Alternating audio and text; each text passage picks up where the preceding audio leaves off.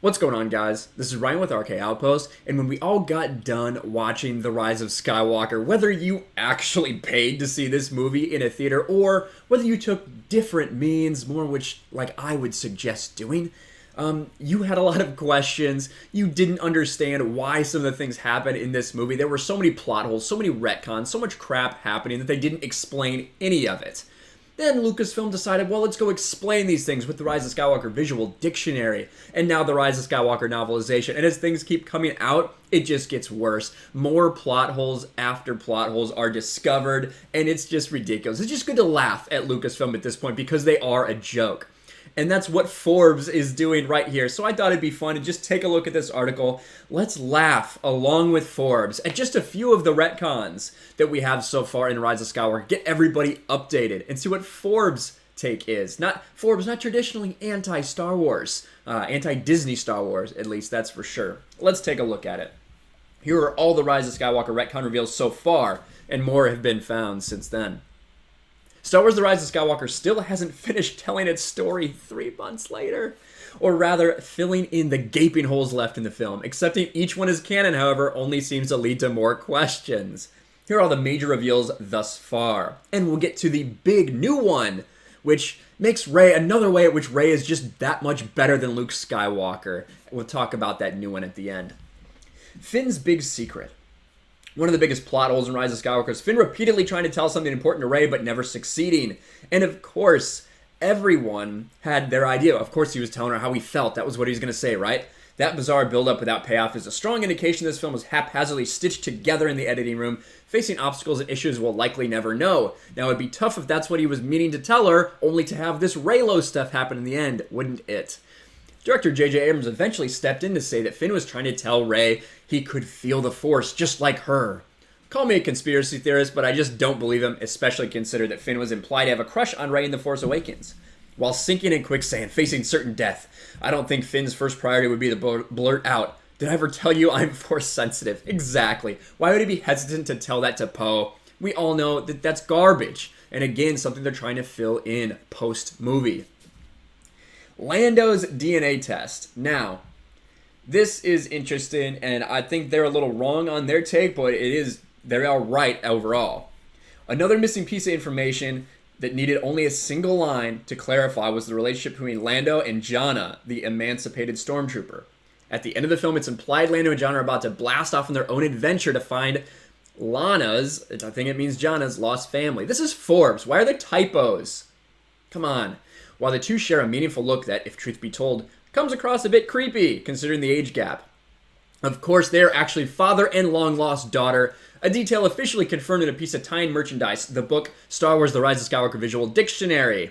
Now, I will say that the Visual Dictionary strongly hinted that Jannah was Lando's daughter. However, in the Rise of Skywalker novelization, it does confirm that, just like we were told months and months and months ago by leaks. So yeah, Lando is Jannah's daughter. Could have explained that pretty easily, but decided not to. The Massacre of the Innocents. This one is interesting, and I think a theme that goes in the sequel trilogy. Whoops. When Palpatine reappears, the audience expecting him, but doesn't know how he came back, or where his massive fleet of Star Destroyers came from. The canonical answer, if canon can even be considered a thing at this point in Disney Star Wars, let's all be honest, they don't care about it, they don't care about continuity, it changes by the day, is that Palpatine's ships were built and piloted by brainwashed slaves, the natives of Exegol, doomed to be slaughtered in the final battle. This detail fills in a pretty gaping hole. Star Destroyers require a massive amount of resources to build, so it was strange Palpatine had so many to spare. 10,000. What a joke. 300 million people required to operate those. Just so you know, 30,000 per Star Destroyer. But the retcon completely changes the way we view that final battle, as tragedy now sours that great victory. In hindsight, our heroes made the choice to slaughter uncountable innocents, brainwashed by the Sith into doing their bidding in order to defeat Palpatine again. In that note, the way the sequel trilogy frames stormtroopers as unwilling slaves makes all those casual kills seem pretty cold, especially coming from Rey and Finn, who really should know better. And that's the thing. They do make it clear with Finn, with Jannah in Rise of Skywalker, that stormtroopers are people, like, they can break free of this conditioning, but they just slaughter all the time, which is funny.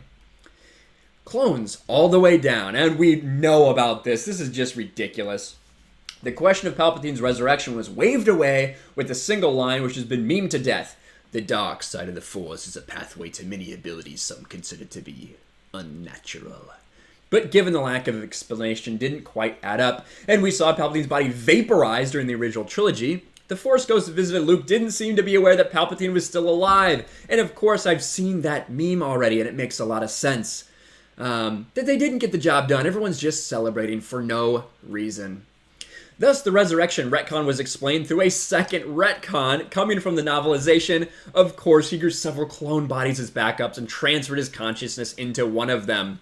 It's not clear why they all look alike, because we know that Palpatine's distinctive features are a result of a fistful of Force lightning, rather than a genetic anomaly. Look at this line. Perhaps he grew fond of his deformity and demanded his clones to be electrocuted just to be consistent? Yeah, that must be it. I'm sure that'll be explained in some future comic.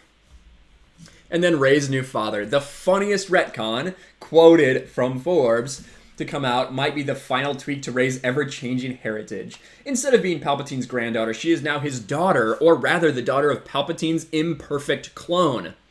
You see, Palpatine created a wonky clone who didn't really look like him and wasn't strong enough to hold his consciousness or even use the Force.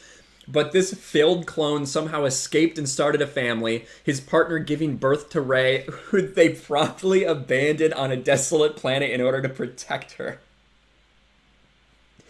Oh my god. Thus, Rey has no grandmother, and she inherited Force lightning from a defect clone who couldn't use the Force. I can see why she changed her last name. So stupid. Rey and Kylo's kiss meant nothing. Oh, the one that Reylos are freaking out about, of course. The retcon of retcons. I think the most important message the filmmakers want us to take away is that none of it meant anything. Especially Rey and Kylo's passionate kiss, which was completely platonic. Many fans were surprised to see the two share a steamy kiss on screen, considering their relationship seemed a bit more spiritual. There was a bit of sexual tension, sure, but the kiss seemed out of character. I would say there was only some in The Last Jedi, to be quite honest. The novelization, however, retcons a kiss into irrelevance, despite the fact that we already watched it happen. Daisy Ridley and Adam Driver were clearly told by the director to share a passionate kiss, not a chaste one. The novel can claim otherwise, but we all saw it. At this point, Star Wars has put J.K. Rowling's reveals to shame, and considering that a 5-comic series based on Rise of Skywalker to begin in May 2020, the retcons may have only just begun. Oh my gosh. Just wait for Rise of Skywalker comic books to come out and then change more. What an absolute shit show this is. Now, let's go over the one that came out today. The one that came out today. The Rise of Skywalker explains X-Wing plot hole. Of course, we all wondered how exactly Rey was able to use this X-Wing, because we know for a fact that Luke Skywalker destroyed his X-Wing. He lit it on fire. He took a wing off to be a hole, if you remember. He took a S-foil of his X-Wing off to be a door in his stupid hut.